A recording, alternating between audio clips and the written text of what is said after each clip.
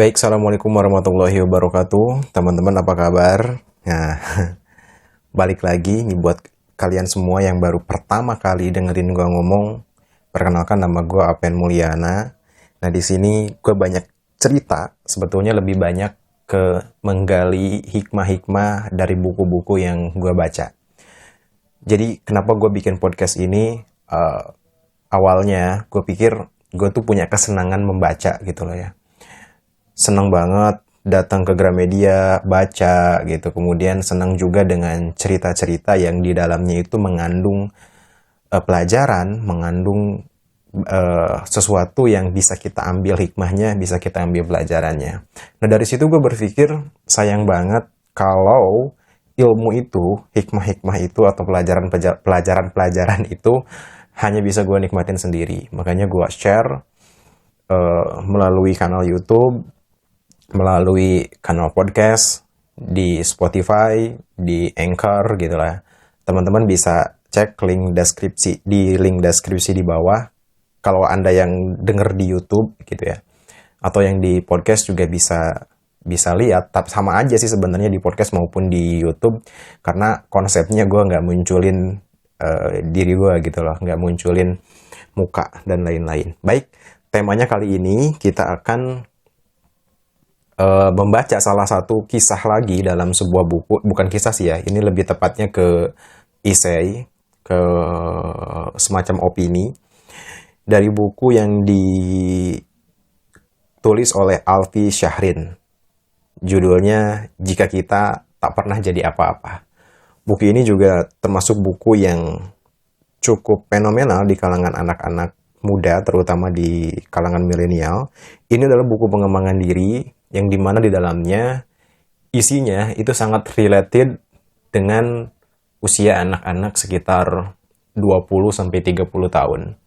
Kenapa? Karena di usia itu begitu banyak kegalauan-kegalauan yang terjadi. Nah, ada satu tulisan menarik judulnya Saat Usiamu 25 Nanti. Nah, kita coba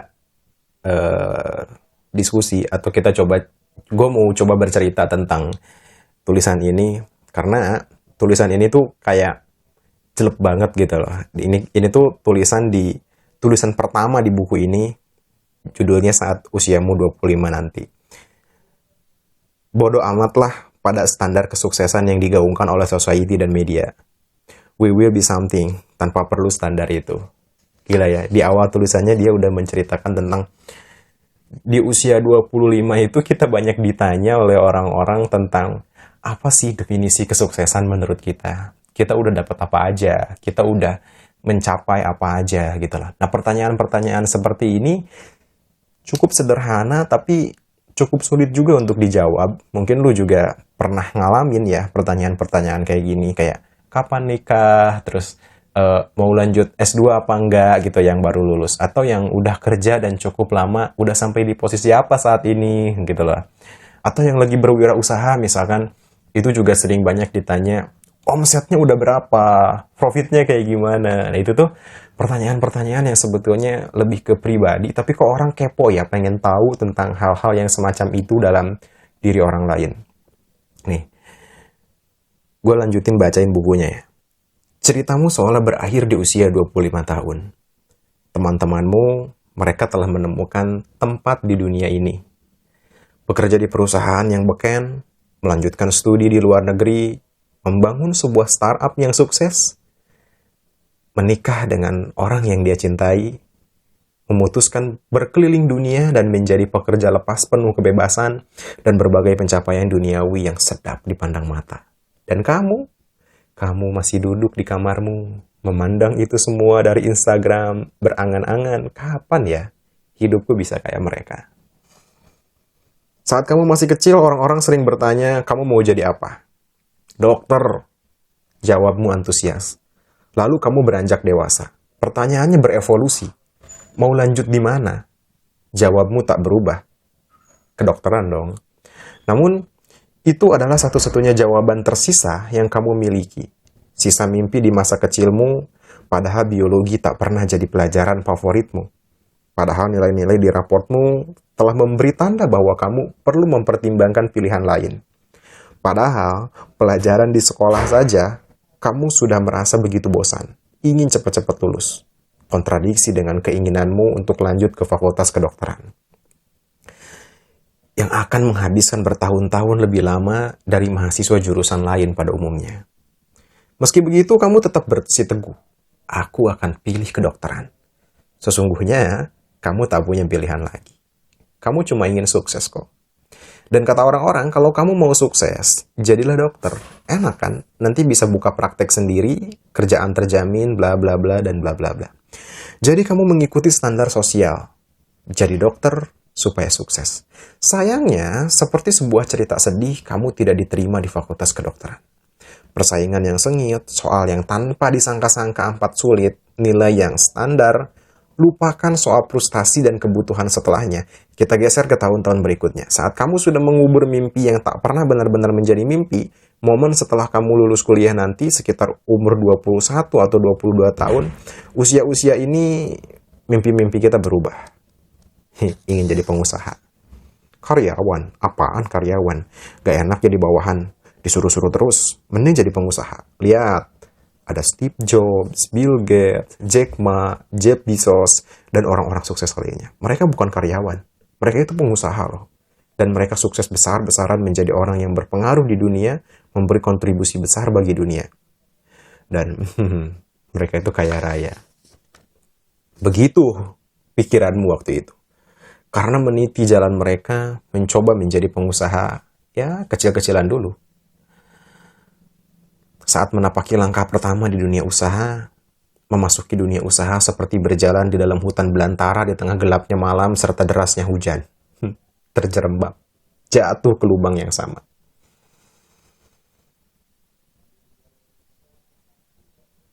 Terperangkap begitu lama, sampai jenuh dan berkarat. Usaha berjam-jam, penghasilan nol. Jadi kamu mundur dari pertarungan ini. Kembali menjadi karyawan. Tidak mencintai yang kamu lakukan. Bukan ini yang aku mau. Bukan ini yang aku mau, katamu, setiap pagi di kantor. Dan di kepalamu, bermain-mainlah suara-suara kecil. Kalau mau sukses, jadilah dokter. Kalau mau sukses, jadilah pengusaha. Kalau mau sukses, jadilah CEO muda di sebuah startup yang sedang melejit. Kalau mau sukses, jadilah seperti Steve Jobs, Bill Gates, Jack Ma, atau Jeff Bezos berikutnya. Kalau mau sukses, jadilah kaya raya. Keliling dunia dan buktikan kehidupan suksesmu itu di Instagram dengan dalih supaya orang-orang lain termotivasi. Sedihnya, kamu begitu jauh dari standar ini. Standar yang diciptakan oleh society dan media yang sayangnya kamu terjebak di dalamnya. Berdirilah di bibir pantai. Membiarkan ombak menyelimuti jemari kakimu.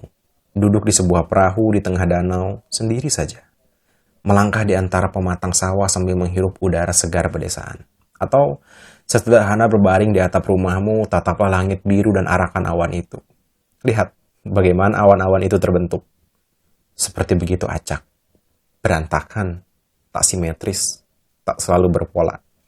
Namun perhatikanlah, ia tak pernah butuh simetris dan teratur untuk terlihat indah. Ia tak butuh standar tertentu untuk tetap indah. Awan tetap menjadi awan dengan bentuk yang berantakan dan tak simetris. Ia malah tampak seperti istana kapas, indah dan menakjubkan, tanpa butuh standar society. Dan kita seharusnya tak butuh standar tertentu untuk sukses. Bodoh amat lah pada standar-standar kesuksesan yang dibuat oleh society dan media.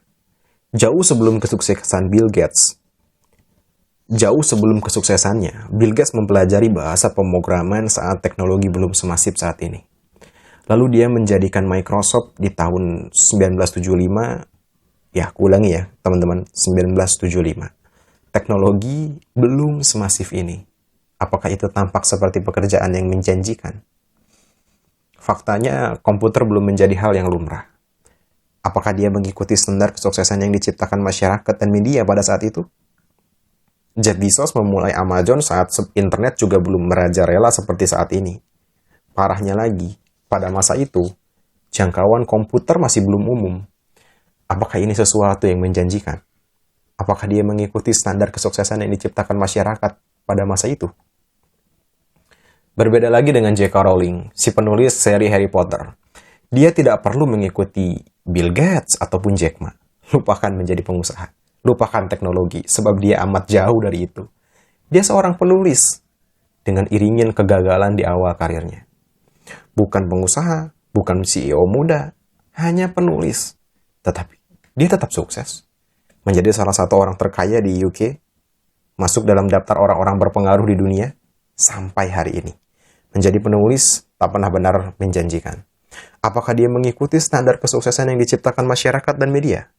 Tidak.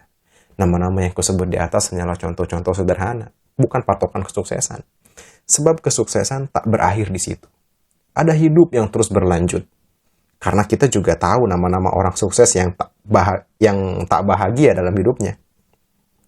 Lalu, beberapa di antara mereka memutuskan mengakhiri hidupnya lewat obat-obatan terlarang, menyakiti diri sendiri, dan hal semacamnya. Jadi, sebenarnya apa sih kesuksesan itu? Dan kita pun tahu nama-nama orang sukses di masa lalu yang telah tiada. Steve Jobs, Stephen Hawking, Adolf Dassler, dan berbagai nama lainnya. Memang kontribusi mereka masih mengalir sampai hari ini. Namun sebenarnya, apa kesuksesan itu jika pada akhirnya kita semua mati? Bukankah ini pertanda bahwa ada sesuatu yang lebih penting di dunia ini dari sekedar kesuksesan? Bukan. Bukan berarti kita tak lantas melepas mimpi-mimpi kita, kemudian duduk pasrah, tak lagi berharap. Bukan begitu. Bukan berarti kita melupakan cita-cita kita. Bukan berarti kita terhenti mencoba karena gagal dan gagal lagi. Lalu merasa tahu ujung-ujungnya mati kok, ngapain sih nyoba lagi. Namun, pasti ada yang lebih dari semua ini. Maka, tetaplah menggenggam buku ini. Ia akan menarikmu ke berbagai realitas kehidupan yang mudah-mudahan nanti saat kamu sukses ataupun gagal, kamu tak lagi terkecoh dengan kesuksesan yang merelakan atau kesedihan yang beruntun. Oh iya, jawab pertanyaanku tadi. Iya ya, pasti ada yang lebih penting dari kesuksesan. Tapi apa? Apa kira-kira teman-teman yang lebih penting dari kesuksesan? Jadi buku ini tuh mengajak kita untuk melihat bagaimana sih kita itu saat ini sangat terpengaruh dengan apa ya, dengan berita-berita di media, dengan hal-hal yang kita lihat di sosial media terutama. Nah, itu membentuk suatu pola atau pemikiran dalam kehidupan kita. Nah, sukses tuh harus kayak gitu. Nah, sukses tuh harus seperti orang yang posting kayak gini nih. Yang posting makanan mewah, makanan enak gitu misalnya. Nah, ini tuh menjadi standar yang kadang-kadang nggak penting, menjadi standar yang kadang-kadang harus kita abaikan. Jadi, pesan saya melalui podcast ini, carilah kesuksesan menurut definisimu sendiri. Jadi, jangan sampai kesuksesan kita gantungkan kepada orang lain. Kesuksesan kita lah yang menentukan. Ya, mungkin setiap orang punya setting goals, atau setiap orang punya goals yang berbeda, ingin menjadi apa dan ingin menjadi apa. Tapi apapun itu, jangan sampai kita menggantungkan hal-hal yang sangat penting, sangat sensitif seperti kesuksesan ini kepada standarnya orang lain. Kenapa?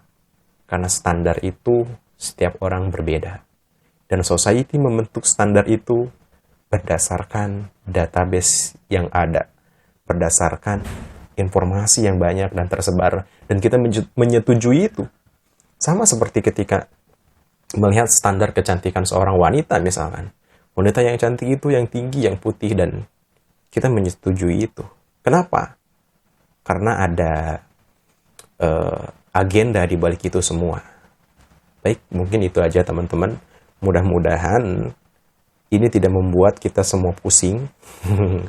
Apalagi membuat teman-teman menjadi tidak bersemangat untuk meraih kesuksesan. Baik, terima kasih. Mohon maaf kalau di audio ini banyak noise yang cukup mengganggu ya. Tadi saya dengar ada beberapa yang masuk dan nggak bisa juga saya edit karena itu datang secara spontan. Thank you, terima kasih. Wassalamualaikum warahmatullahi wabarakatuh.